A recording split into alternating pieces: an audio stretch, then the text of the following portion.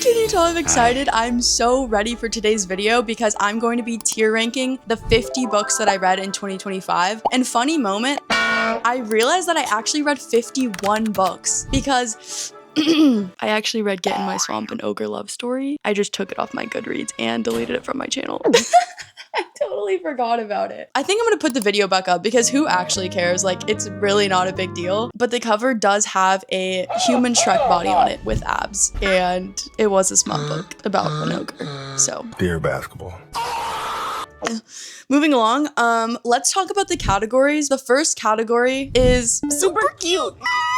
If you guys watch Peyton King, I freaking love when they do that. So this will be a category full of my favorite books of the year. Genuinely, if I put a book in this category, it's officially your required reading for 2026. You must read these books if they end up in the super cute category. And every time you say super cute, you have to do that. So the next category is I really like this one because they're so good. They're not super cute, but they are like really goated. You know, I like these books a lot, but I did have minor critiques. But I'm also just a super picky reader. So the third category is mid. I feel like that's pretty self-explanatory. I don't hate it. I don't love it. It's just mediocre. The fourth category is okay. It's basically that uncomfortable feeling you get whenever you try and say a joke in a group of people and that one says okay and you feel so awkward. The books that thought they were spitting but weren't going okay. And the last category is botched. They're just flops, honestly. Like, someone really messed them up and I feel bad for them. So books that I obviously dislike heavily go in botched. Okay, I'm so excited. Let's just start. These books aren't organized at all, but I do remember reading How Can I Help You first. It's a thriller about a librarian who's hiding her identity at a new job, and it just didn't hit like it thought it did. Like, it really thought it was doing something and didn't execute it well. So I'm going to put it in okay. Next up, we have A Fellowship of Bakers and Magic. I really liked this one. It was really cute. I liked this book a lot, and I actually made a video about it because at the end of the book, the author included recipes, and I wanted to see if they were any good. Spoiler, they were very good. The book was super cute and cozy. It's about a girl who loves baking and her neighbors enroll her in a magical bake-off. It was a lot of fun. It was super endearing, super cute, and the love interest I actually liked a lot. So I would recommend that you guys pick that one up even though it's not in the super cute category. Okay, next up is Beneath the Stairs. This is a thriller book. I really liked that one. Like, it was very, very good. This is one of the books that I picked up in my Dollar Tree haul, and I was so shocked to have loved it so much. The vibes are just so good. Like, it genuinely did give me a creepy, eerie vibe, and that's so difficult to find in horror books. Even in movies, I have a hard time getting actually scared, but this book did a great job. I really like that book, and I also recommend that you guys read that one. Okay, this is the book I was talking about. This is Get in My Swamp. It's an ogre romance. I don't know how to rate it because genuinely it was very, very entertaining. If you haven't seen that video, go check that one out because truthfully, you have to experience it in order to know what I'm talking about. I think I'm gonna put it in, oh my gosh, I don't know because I low-key liked it, but can I put it there? Like, that seems wrong. Realistically, it would be between mid and I really liked it. Just because it's so graphic at points, I'm gonna put it in mid because I'm not a huge fan of intense smut. I think there's a tasteful amount and this went past tasteful. But I understand the author's intentions weren't to be tasteful, but I'm gonna put it in mid for me. My personal opinion, as if anyone would actually care that I'm rating it mid. That's crazy. Okay, next up we have Good Girls Don't Die. This book was actually really entertaining. I thought the premise was super interesting. You're following like 3 or 4 different girls after they wake up in a life or a scenario that they don't recognize and they have to navigate their way through it. It was super interesting. I actually really, really enjoyed this one. So I would put it in, I really liked this one. Next up we have Sour Candy. This is a thriller about a man who comes across a little kid that seems to be haunting or manipulating his mom. I did do another video on this book, but this book didn't stand out to me, so I'm gonna put it in mid. Okay, next up we have Big Swiss. This book is as weird as the cover portrays it to be. It's such an interesting thing to try to rank because I don't read a lot of literary fiction, so that's probably why my perception is off, but I didn't love it, but I did think it was better than mid, so realistically it would be in between mid and I really like this one, but just for the sake of this video, I'm gonna put it in mid because I wouldn't recommend it to everybody. I think you have to be a very selective reader to like this, but I did like how quirky and weird it was, and there's a queer romance in it, so kudos for representation. Okay, next up we have Robot, A Deadly Love Story. This book is so random. I basically signed up to like read books for money, and this was the first book that I got. I have to put it in okay because it did not eat like it thought it did. It's about an AI that develops attraction towards its mechanic. I don't know. Like, we're not going to talk about that one anymore. The Choice by Nicholas Sparks. This was my first Nicholas Sparks book. I wanted to like it so bad. And then there was a trope in it that genuinely pissed me off. They are pissing me off. Shocked me.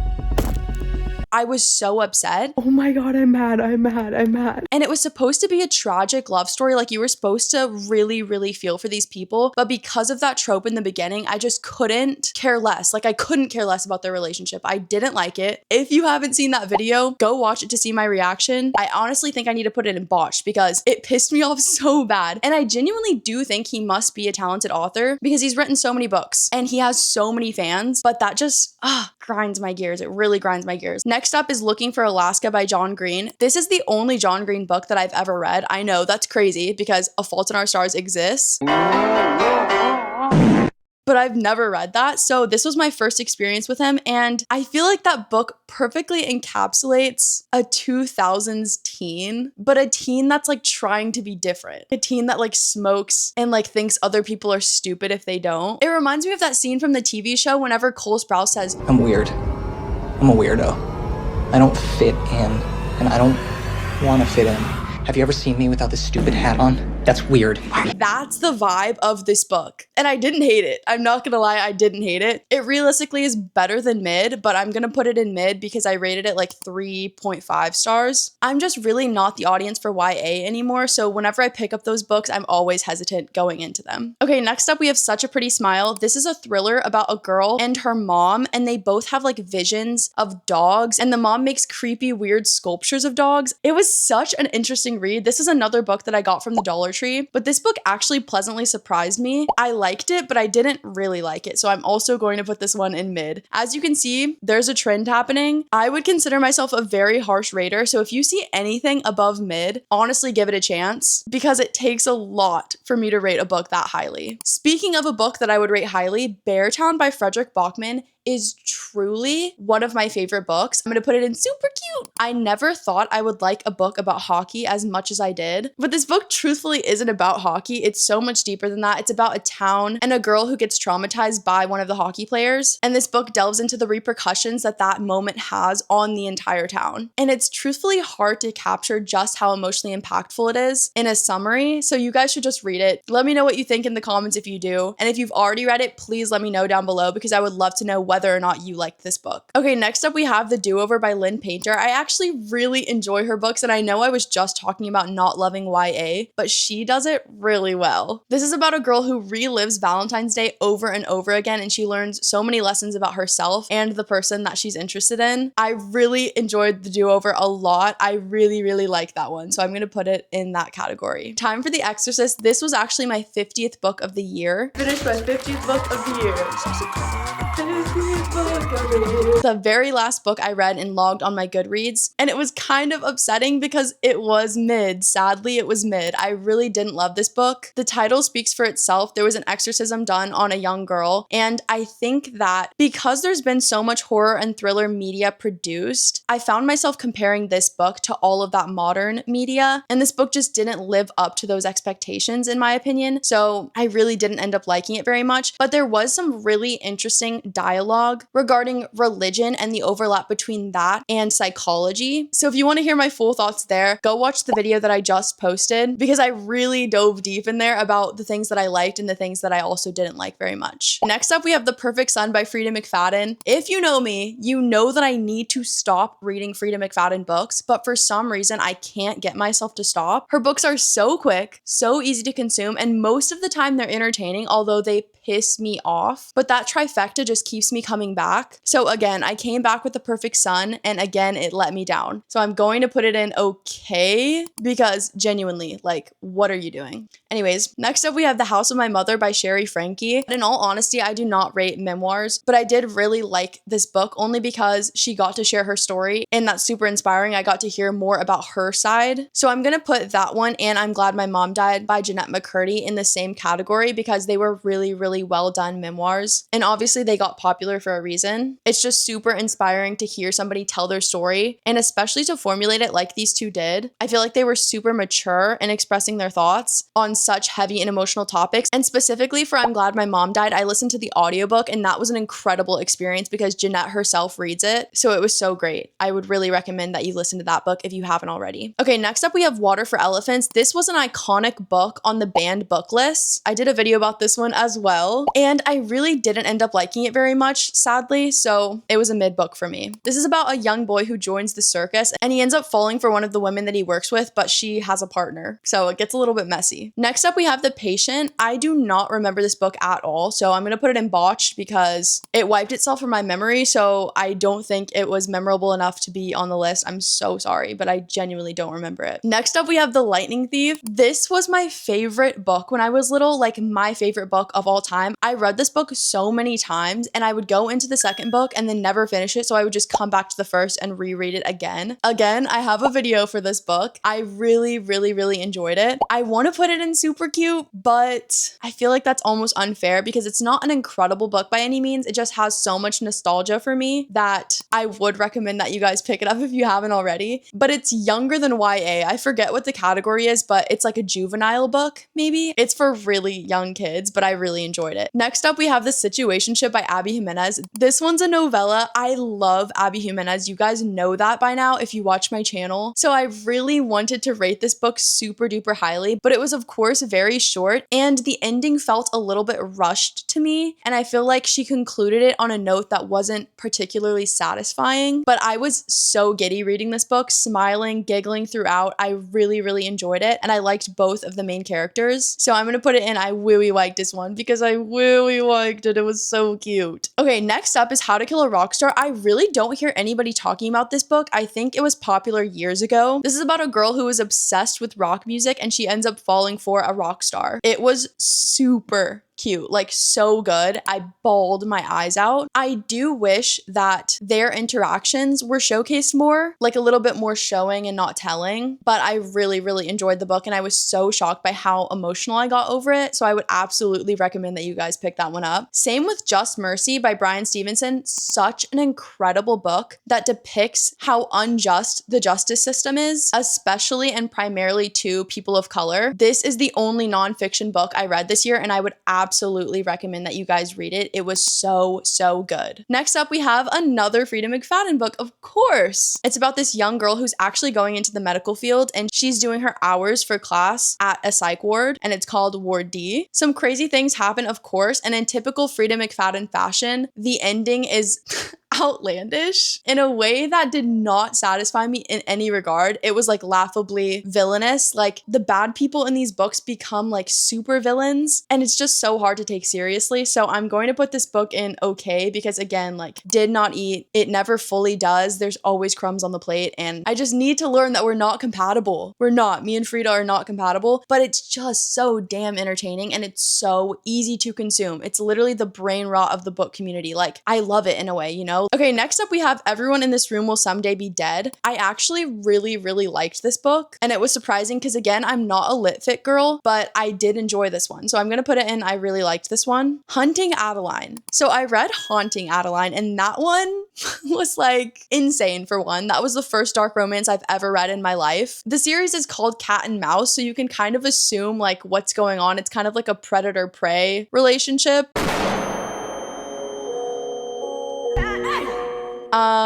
Yeah, anyways, this one's botched. Haunting Adeline, I fucked with it. Like, it was crazy, but in like a somewhat tasteful way. This one was just way too much. Like it was genuinely doing too much. There's a lot of sex trafficking in this book, and yeah, I just really didn't like it. I thought it was a little bit too graphic, everything, like all the things. This one just overdid it. So I would actually not recommend Hunting Adeline. Next up, we have Mad About You. This one, my feelings about it are a little bit confused, but it's truthfully in between mid and I really liked it. I'm gonna put it in I really liked it because I do think a lot of people would. This is about a girl girl who's recently divorced or just got out of a relationship, and she meets this guy that she becomes friends with first and then eventually becomes his partner. And it's actually really cute and like mature in a way. I feel like these people have depth that not a lot of authors explore. So I did appreciate that. My camera's about to die. Oh my gosh, we need to speed this up. Okay, Divine Rivals was cute, but nothing special. I didn't particularly like it a ton. So I'm gonna put it in mid. So Percy Jackson the Lightning Thief is on here twice. Okay, I really liked it again. Which cover do y'all like better also? I think I like the classic just because it's like nostalgic. Say You'll Remember Me by Abby Jimenez. This is actually my least favorite of hers, and that's so upsetting to say because she's probably my favorite author. But this one was just way too insta-love, and the guy was way too willing to sacrifice his health in order to be what he thought was a good partner. But it's like the type of guy that if there was a puddle on the ground, he would lay on it so that you can step on his back. He's really a giver and he loves acts of service. So if you're a girl that's really into that, you would probably love that book. But for me, it was a little bit too much. And especially because they had no past. These aren't childhood friends to lovers. They're genuinely strangers and they become so infatuated so quickly. I can never get behind that. So I'm going to put it into mid. I still love her so much. I thought the banter was great and the characters are deep and complex. But like I said, those points, I just couldn't get past it. So that's where it's staying. Okay, next up, And Every Morning the Way Home Gets Longer and Longer. Long ass title, but great ass book. I really, really, really enjoy this and I bawled my eyes out. I'm going to put that one in. I really liked this. It was super cute. I would recommend that book. Next up, we have Icebreaker. This is a hockey romance between a hockey player and a figure skater. It's really cute, but on the flip side, it is so incredibly horned up. Like so horned up, it's actually crazy. It's shocking how dirty the mouths are on these cutesy little cartoon characters, like a despicable level of horned up. Like I don't even know. I'm gonna put it in mid just because of that. Yeah, I don't know. That was a crazy book. The Cruel Prince, really good book. Don't have much to say about it. It's a fantasy world where the main character, Jude, a human, is surrounded by a bunch of fairy people with magical powers, and she's trying to navigate staying alive and doing the best she can in this crazy environment. I thought it was really fun. Same thing with The Queen of Nothing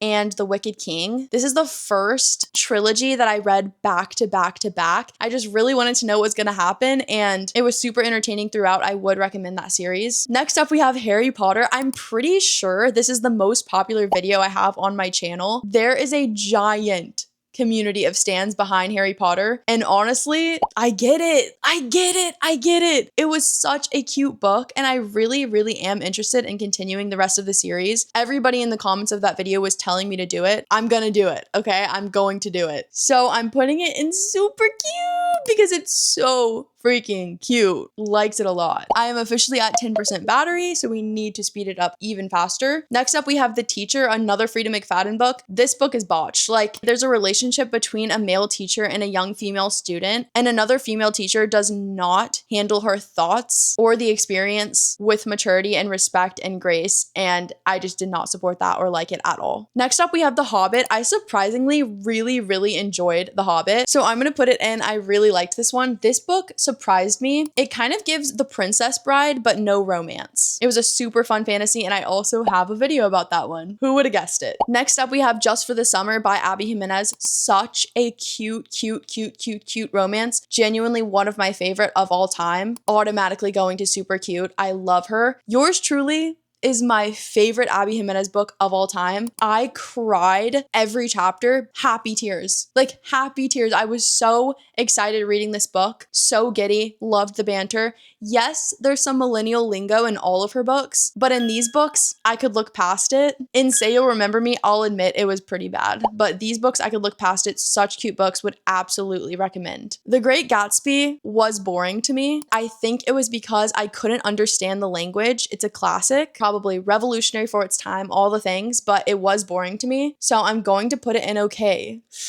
I know. I'm sorry. It's not you, it's me. I tried to watch a deep dive on it after and I understand like what happened. I don't know if I just wasn't present maybe because I was listening to an audiobook, so maybe I was just zoning out. I don't know what was up with me that day, but I didn't like the book. Next up, we have Scythe. I really like this one. I really like this book. It's so good. It's about a dystopian world where death is no longer an issue. Like people no longer die. So they create a group of people called Scythes that sole purpose is to kill a select amount of people couple every year. It's incredibly interesting and I really, really liked that book. Next up, we have Wild Love. This was my first Elsie Silver book. She is so hyped up that I had to read one of her books to understand it, and I honestly didn't understand the hype. It's definitely better than mid, but I didn't really like it, so I'm gonna have to put it in mid. There's a single dad trope, a billionaire trope, a childhood friends to lovers trope. Like, honestly, it was so trope filled, it kind of felt overdone, and it was a little bit too horned up for my liking, so mid. Next up, we have A House at the Bottom of a Lake. This book is a thriller about two kids who get into a canoe and travel across the lake, and then they find that there's a house at the bottom, and of course, they need to explore it. This book is incredibly eerie. I loved the vibes of it. The ending was a little bit weird to me, but I did think it was interesting and I was entertained throughout. This is a really, really short book and I finished it super quickly. I would actually really recommend this. I'm gonna say I really liked this one because I've just never read a book like it. Oh my gosh, I'm at 5%. Okay. Every Summer After is the first Carly Fortune book I've ever read. It was so good. I was shocked.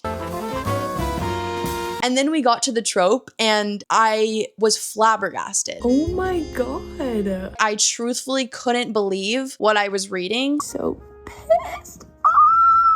The banter was so good up until that point though. I pay attention to a lot of things about you, Percy Fraser.